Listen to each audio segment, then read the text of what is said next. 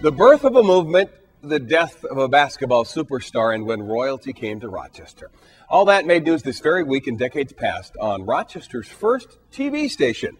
News 8's Dave McKinley is back now with News 8 Then. 10 years ago this week, when a twister touched down in Bristol, there was another hair-raising event, this one for Demi Moore, as she shaved her lovely locks to make G.I. Jane, and her head was not the only thing shining, as they tested out the lights for the first time at the still-yet-to-be-open Frontier Field. Chicago's Bulls celebrated their fourth NBA championship in 6 years, and Dottie Pepper won the Rochester International this week in 1996. 20 years ago this week, when it was Judy Dickinson's turn to taste victory at Locust Hill, a bigger event was at Cobb's Hill, where 7 local women, in protest of a law which forbade females from going shirtless, doffed their tops and were arrested for doing so. The original top-free 7 were eventually acquitted, but it would be several more years and protests and arrests before the state's highest court declared allowing men to go shirtless but not women was unconstitutional. But the rest of the nation was more in shock that week over this.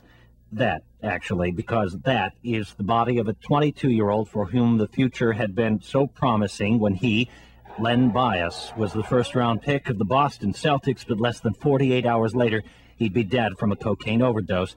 Some say he could have been the best, but here is what he has to show for his decision to snort up, as a gripping reminder about the perils of drug abuse, as gripping today as it was this week in 1986. 30 years ago this week, well, you'd think royalty was coming, and in a way it was, as folks rushed downtown when tickets went on sale to what would be the concert event of the summer, featuring one of the all-time greats of rock and roll. In fact, this would turn out to be the second to last Rochester performance ever by this particular artist, who died just over a year later. With those hints in hand, pop quiz: who was it who had them literally lined up clear around the War Memorial for a chance to see him this week in 1976? 40 years ago this week, and just like now, there was no fast ferry service from the Port of Rochester. Of course, with the cars some of us tooled around in, we really didn't need it, did we?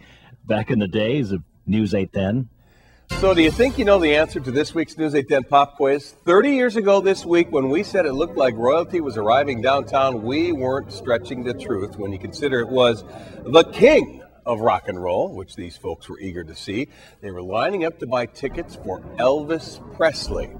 Elvis would play one more show in Rochester the following year, and that would be his last before his death in 1977.